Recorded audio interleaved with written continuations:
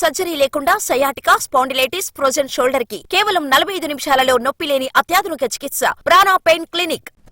పరీక్ష ఒకటి, ఇచ్చిన పేపర్ ఒకటి. నిలదీస్తేగాని అసలు విషయం తెలియలేదు. గట్టిగా అడిగితే కమిటీ వేసి విచారణ చేయిస్తామన్నారు. ఇది కాళోజీ హెల్త్ యూనివర్సిటీ నిర్వాకం. కాళోజీ యూనివర్సిటీ అధికారుల నిర్లక్ష్యం మరోసారి బయటపడింది.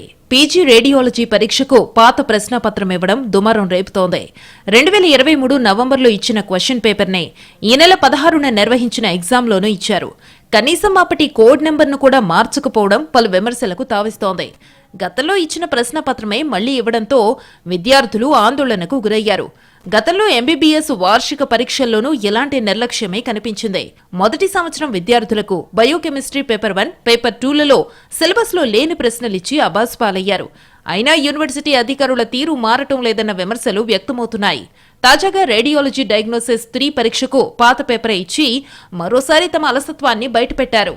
పీజీ మెడికల్ రేడియాలజీ ఎగ్జామ్ పేపర్లో నిర్లక్ష్యం జరిగినట్టు తమ దృష్టికి రాలేదని Kaloji health university control of examination చెబుతున్నారు.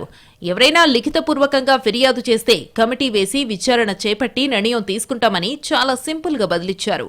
ఎలాంటి రిటర్న్ కంప్లైంట్ ఏ దృష్టికి రాలేదు. ఇప్పుడు పత్రికాముగా మీరు చెప్పేదాన్ని తెలుస్తుంది. మేము వెరిఫై చేసుకుంటాము. అదే విషయం ఉంటే మేము నోట్ పెడతాము. వీసీగా డైరెక్షన్లో ఒక కమిటీ ఉంటుంది. కమిటీ తీసుకున్న నిర్ణయం ప్రకారం పోదాం. నిజానికి యూనివర్సిటీలో అన్ని రకాల వార్షిక పరీక్షలకు నిపుణులతో పరీక్ష పేపర్ను క్రాస్ చెక్ చేయిస్తారు. ఎగ్జామినేషన్ కంట్రోలర్తో సదరు సబ్జెక్టుకు సంబంధించిన మోడరేటర్ ఎగ్జామ్కు గంట ముందే పరీక్ష పత్రాన్ని క్షుణ్ణంగా పరిశీలించాల్సి ఉంటుంది. ఆ తర్వాత పరీక్షా సమయానికి 15 నిమిషాల ముందు ఆన్లైన్ ద్వారా వర్సిటీలోని వైద్య కళాశాలలకు పేపర్ను పంపాలి. పకడ్బందీగా జరగాల్సిన ఈ ప్రక్రియ విషయంలో అధికారులు నిర్లక్ష్యంగా వ్యవహరిస్తున్నారని, వాళ్ల కారణంగా యూనివర్సిటీ ప్రతిష్ట మసకబారుతోందన్న విమర్శలు వెల్లువెత్తుతున్నాయి.